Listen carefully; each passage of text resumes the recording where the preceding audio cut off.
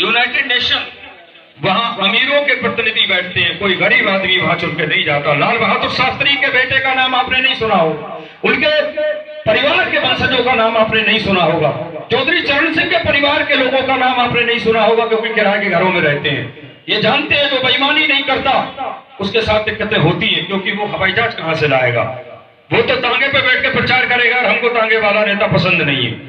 ये चीजें हमारे साथ हैं, हमको अंतर करना पड़ेगा कि कौन आपके अधिकारों की बात कर सकता है, कौन आपकी जो बच्चे हैं उनकी पेट की आग को कौन बेहतर समझ सकता है, इसको समझना पड़ेगा।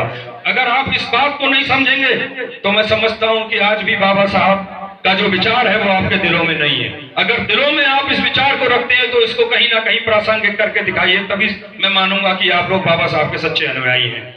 क्योंकि बाबा साहब का पूरी दुनिया के अंदर एक आइडलिज्म के रूप में, एक आइडल के रूप में उनको पेश किया गया और उनको माना गया कि इस व्यक्ति ने हिंदुस्तान के साथ साथ पूरी दुनिया को एक विचार दिया था, जो गरीब और जो मजलूम है उसको एक दिशा मिल सके, उसको रोजी रोटी मिल सके, सामाजिक उसका जो बहिष्कार होता था वो बहिष्कार न हो, और तब जाके कहीं आज आपको संवैधानिक अधिकार मिले हैं। क्योंकि धारा 140, मैंने वकालत भी की, मैं वकील भी हूं, लेकिन जो जिस तरीके से वकील पैसा पैदा करता है वो मैं आपके सामने क्या कहूं, आप सब लोग जानते हैं बढ़िया तरीके से। वो पैसा मैं अपने बच्चों को खिलाना नहीं चाहता, मैं नहीं चाहता कि आप कोई आदमी रो के पैसा दे और मैं अपने बच्चों को दूं। ये पैसा, मैं इस प्रकार का पैसा अपने बच्चों को नहीं खिलाना चाहता। इसलिए शिक्षा की एक छोटी सी ज्योति, एक छोटी सी अलख लेकर इस गांव शरीफ नगर में आपके बीच खड़ा।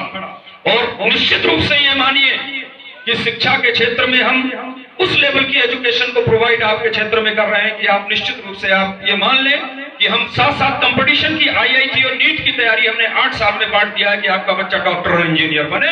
और उसके अगर ये कंपटीशन क्वालिफाई ना कर सके तो निश्चित रूप से उसका बौद्धिक विकास हो। ये हमारा प्रयास है।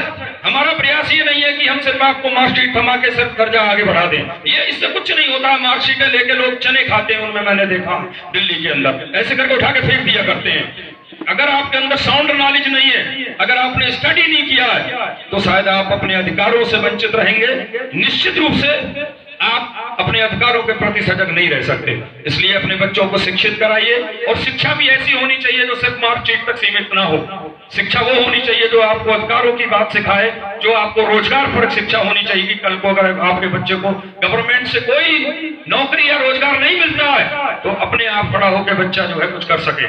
इस प्रकार की व्यवस्था हम यहाँ शरीफ नगर में अलग लगाने का काम आपके बीच कर रहे हैं। ये हमारा प्रयास है और आपके सहयोग